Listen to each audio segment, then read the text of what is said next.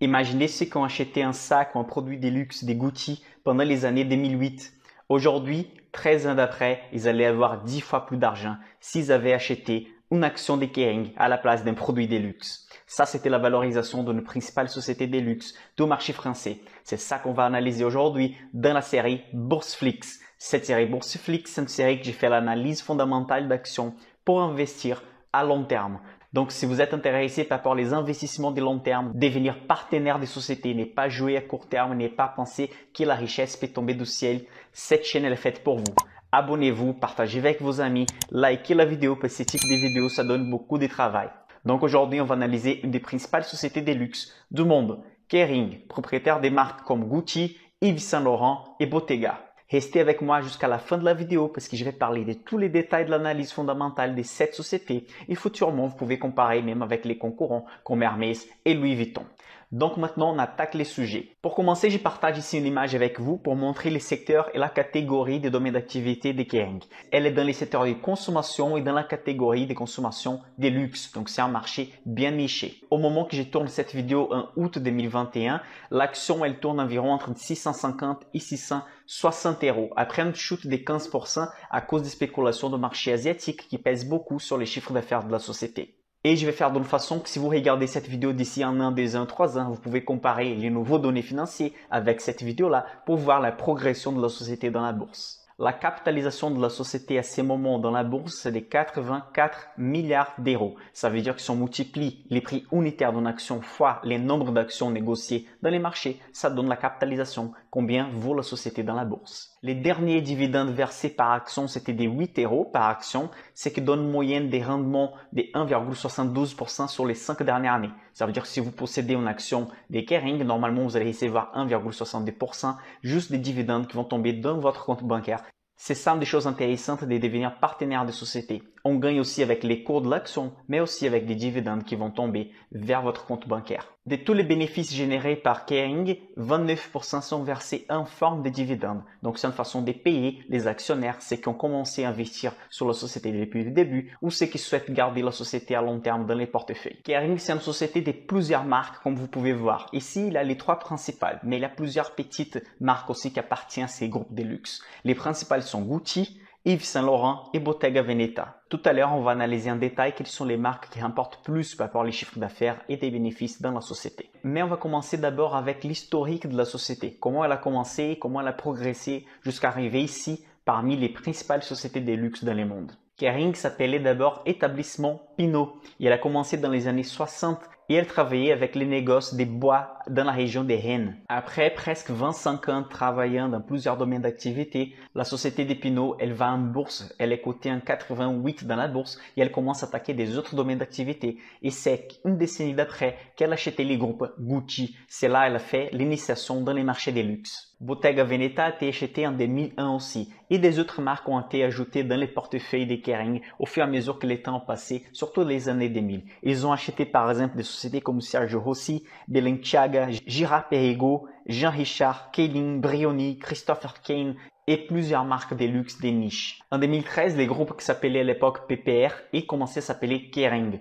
Ker en breton signifie foyer. Et ING, ça vient de l'anglicisme, ça veut dire qu'ils sont en train de déployer, d'envoyer la marque dans le monde entier. Ils sont en train d'utiliser la marque. Le nom de la marque aussi, c'est un homophone du mot en anglais caring. Ça veut dire prendre soin, faire attention à quelque chose ou simplement être attentionné à quelque chose. Dans ce sens, c'est comme si Kering est attentionné de ses clients. Toujours, il y a eu des polémiques avec les marques de luxe comme l'utilisation en fait des peaux des animaux pour faire certains produits. Donc Kering, depuis 2009, elle a attaqué beaucoup les sujets sociaux. Elle a aussi une fondation consacrée contre la violence aux femmes. Elle a arrêté d'embaucher des mannequins mineurs d'âge. Et elle a aussi des règles et standards par rapport à l'utilisation des animaux dans sa chaîne de production. Maintenant, je vais vous montrer la répartition du chiffre d'affaires par rapport au domaine d'activité.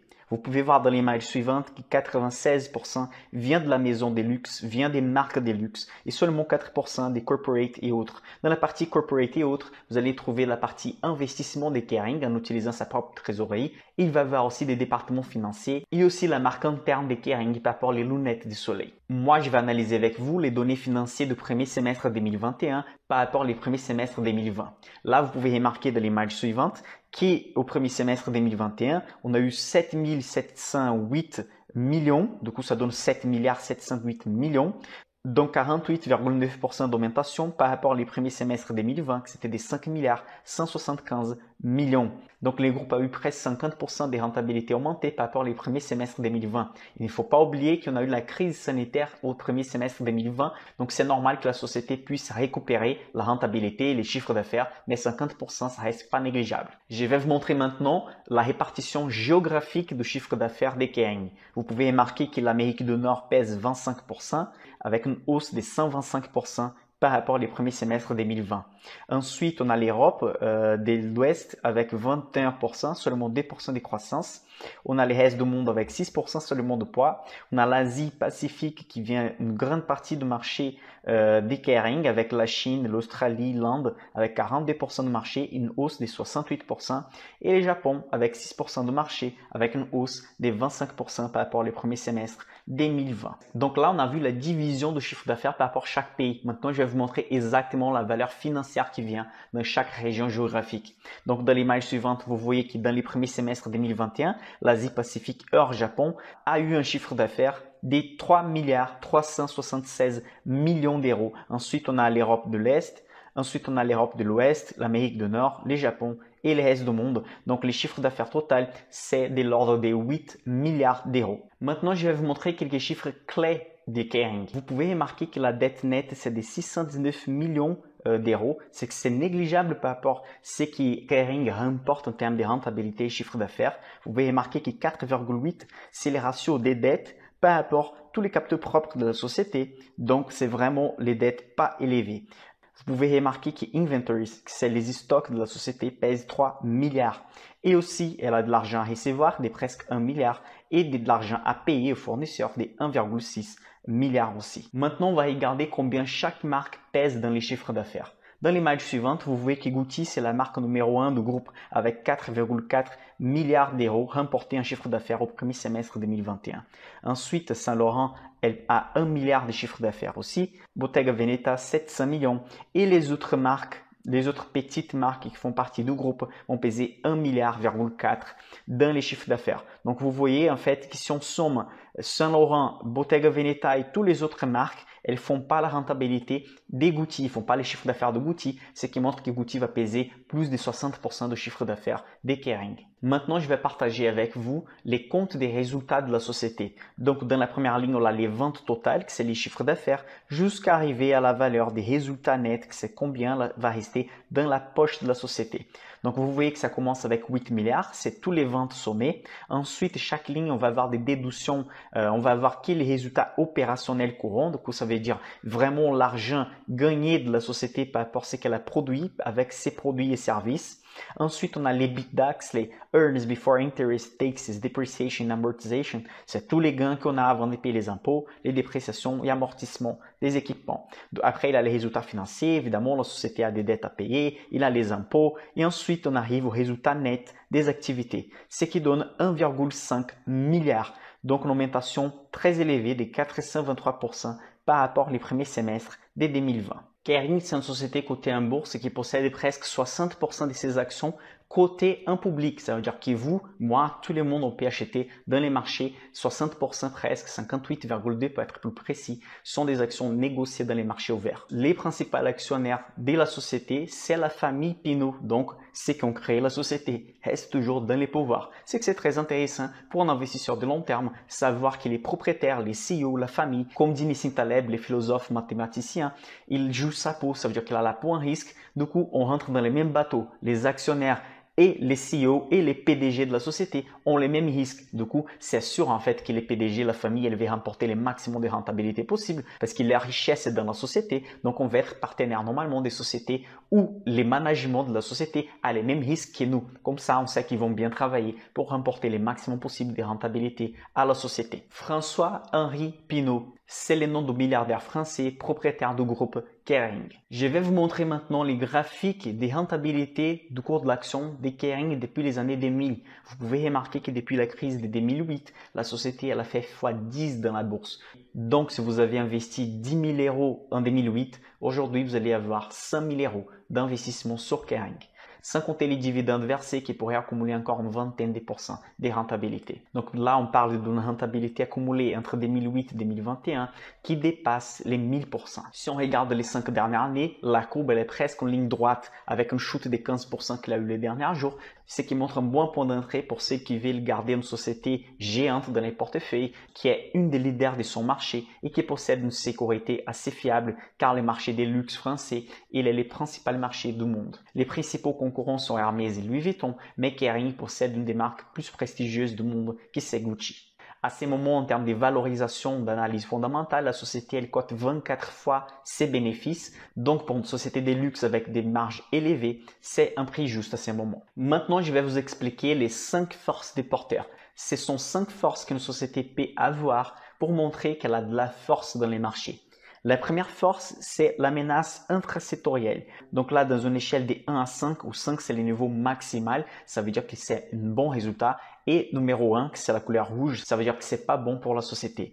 Donc là, niveau 4 des menaces intrasectorielles, parce que déjà, on connaît les grands concurrents de Kering, qui c'est Louis Vuitton et Hermès, en grosso modo. Donc on sait que ces marques pèsent beaucoup dans les marchés, mais la marque Gucci, Yves Saint Laurent et Bottega, ce sont des marques centenaires et la tendance est qu'elles continuent encore pour des décennies et des siècles. Ce sont des marques bien connues et bien vendues. La menace des nouveaux entrants, ça va être très rare, comme j'ai dit. Hermès, Louis Vuitton et Kering, elles possèdent 90% du marché des luxe dans les mondes. Difficilement, il va y avoir une société qui va rentrer dans les marchés et va bouffer la part des marchés de ces sociétés qui sont déjà bien établies dans les marchés. Le pouvoir de négociation avec les clients, il est énorme. Vous pouvez imaginer qu'il y a quelqu'un qui va payer 2 000 euros, 3 000 euros sur un produit de luxe. Pour cette personne, peu importe si les produits vont augmenter les prix de 10, 20 ou 25%, la personne elle continuera intéressée à acheter. Ce n'est pas une augmentation des 20% qui va faire la personne laisser tomber l'achat. Les pouvoirs de négociation avec les fournisseurs, il est énorme aussi. Vous pouvez imaginer qu'ils vendent les produits avec une marge énorme et du coup, ils peuvent acheter les choses à chaque fois moins cher une fois que les volumes vont augmenter. Ce type de marques qui achètent avec un volume énorme, elles vont payer à chaque fois moins cher avec les fournisseurs, surtout qu'ils sont déjà une des marques plus connues du monde. Les produits de substitution, ça va être très difficile d'avoir parce que si quelqu'un est intéressé par rapport à la marque Gucci, c'est Gucci qui va vouloir acheter. Évidemment, il y a des marques de Louis Vuitton et des autres marques disponibles dans les marchés. Il y a ces concurrences-là, il y a ces risques, mais normalement, la personne elle va s'attacher à une marque. Donc, on peut dire qu'il n'y a pas beaucoup de produits qui vont remplacer l'achat d'un produit de luxe. Ensuite, on va analyser la matrice SWOT qui permet d'analyser les forces, les faiblesses, les menaces et les opportunités de la société. Donc, si on regarde l'image, vous pouvez remarquer qu'à gauche, on a les points forts et les points faibles par rapport aux facteurs internes, que c'est contrôlable par rapport à la société. Et à droite, on a la colonne des facteurs externes qui sont incontrôlables et on peut analyser aussi les points forts et les points faibles. On va commencer à gauche en haut avec les facteurs internes contrôlables, donc les points forts qui ce sont les forces. Par rapport aux forces, il y a une large gamme de produits et marques et ils sont leaders de leur marché, les positionnements forts dans les luxes et une performance financière élevée. Ça, ce sont des facteurs des forces de la société. Pour les faiblesses, on a un marché des niches. Évidemment, ce n'est pas tout le monde qui peut acheter des produits de luxe. Donc, ils sont dépendants d'une petite partie de la société qui possède de l'argent pour acheter ces produits de luxe. Maintenant, on passe à la colonne de la droite avec les facteurs externes incontrôlables, donc les opportunités. Donc, des points forts, on a les acquisitions stratégiques. Ils ont de l'argent et la trésorerie pour acheter des petits concurrents. Ils ont les pouvoirs de négociation avec les clients, comme j'avais dit. Ils peuvent augmenter les prix des produits de 10, 20% sans que ça gêne en fait les clients. Ils ont de belles opportunités sur les marchés émergents et surtout avec les développements de e-commerce, donc la vente en ligne aussi. Et quelles sont les menaces pour ces marchés? Ce sont les marchés asiatiques instables, c'est pour ça qu'on a eu la chute récente du cours de l'action, car les gouvernements chinois ils avaient menacé de distribuer la rente des plus riches vers les plus pauvres. Donc une menace aussi, c'est l'augmentation du coût de la main-d'œuvre.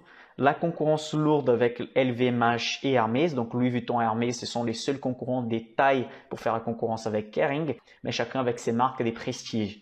Ensuite, on a la fluctuation des devises, évidemment, c'est une société qui vend pour le monde entier, donc il va y avoir des fluctuations de dollars, de la devise chinoise, etc. Ça peut toucher positivement, mais négativement aussi la société. Ensuite, on passe à l'étude des antifragilités, c'est un concept créé par Nassim Taleb.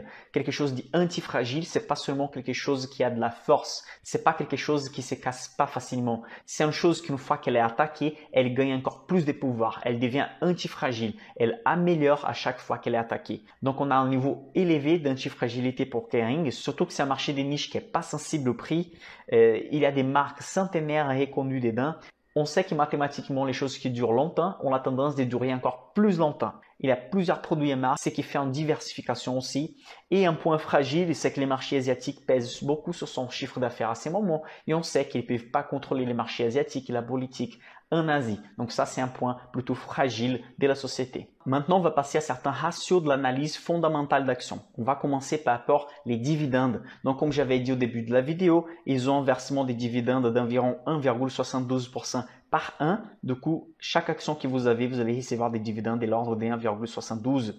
Et par rapport les bénéfices totaux que la société elle génère, environ 30% sont versés vers les actionnaires. Ça veut dire que si elle a fait sur les semestres 1 milliard et 500 millions, ils vont verser 30% de cette valeur vers les actionnaires, vers tout le monde qui possède des actions Kering. En termes de valorisation, par rapport aux sociétés de luxe, elles semblent au prix juste à ces moments, avec un PR de 24. C'est que c'est vraiment un prix juste. C'est les prix normalement pour des sociétés de technologie qui possèdent des marges élevées, des sociétés de consommation avec des marges élevées. Donc surtout avec la chute des 15%, elle est devenue au prix juste parce qu'avant elle était un peu surcotée. Du coup, si vous voulez rentrer avec un prix juste, ça semble les bons moments.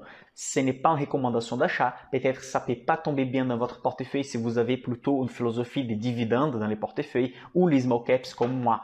Mais si vous aimez bien des grandes sociétés, là c'est l'opportunité peut-être d'ajouter une action ou plusieurs d'une société de luxe qui est leader de son marché. Vous pouvez voir les graphiques des PR, donc des ratios de valorisation de la société. Vous voyez qu'en 2021, elle est sous-cotée par rapport à la moyenne des autres années. Maintenant, je vais vous montrer les données des marges. On veut toujours faire attention aux marges d'exploitation et aux marges nettes de la société. La moyenne des marges d'exploitation sur les 5 dernières années, c'est de 23% et la marge nette moyenne des 5 dernières années, c'est de 14%. C'est que c'est une valeur bien élevée. Ça veut dire qu'il y a 14% de tous les chiffres d'affaires qui rentrent dans la société prêts pour être utilisés lors d'un achat ou d'un investissement. Ensuite, il a des ratios de rentabilité, surtout les retours sur capital propre. Vous savez que j'aime bien ces ratios-là parce que ça montre combien la société peut générer des richesses à partir de ses propres moyens.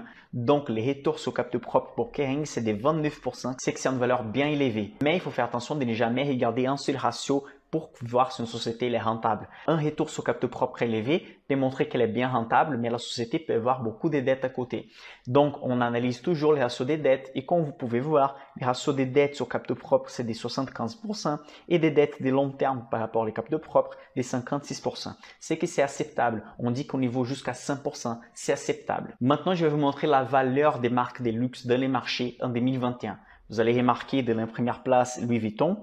Ensuite, on a Chanel, Hermès et quatrième place Gucci. Donc Gucci, c'est une société qui appartient à Kering et elle fait partie des 5 plus grosses sociétés de luxe dans le monde. Vous pouvez remarquer dans ces graphiques des valeurs intrinsèques et ça veut dire c'est quoi la valeur juste de l'action selon plusieurs analystes. Vous pouvez remarquer que la société elle cote à ces moments à 660, 670, 650 et les prix justes estimés pour la société c'est de 800 €. Je trouve 800 € assez élevé, surtout avec la polémique avec la Chine, mais un potentiel de 10% jusqu'à l'année prochaine, je trouve juste. Donc je trouve que les prix justes ça va rester entre 720 et 750. Est-ce qu'avoir une société de luxe vous intéresse? Dites-moi si vous avez une société comme Louis Vuitton, Kering dans les commentaires et dites-moi aussi ce que vous pensez par rapport aux marchés des luxe. Dans une vidéo précédente, j'ai présenté un ETF qui montre comment investir sur les sociétés de consommation et luxe en utilisant un panier, donc investir sur plusieurs sociétés d'un seul coup. Dans la description de la vidéo, vous allez trouver plusieurs informations par rapport à Kering aussi, les rapports financiers et tous les outils qui sont disponibles sur mon site, comme par exemple les tableurs de suivi d'actions, des simulateurs pour découvrir combien vous pouvez gagner en bourse. Tout ça, vous pouvez découvrir sur mon site clubdevaleurs.com. N'oubliez pas de liker la vidéo, partager avec vos amis. C'est avec plaisir que je termine ces nouveaux épisodes de la série Bourseflix. On se voit à la prochaine.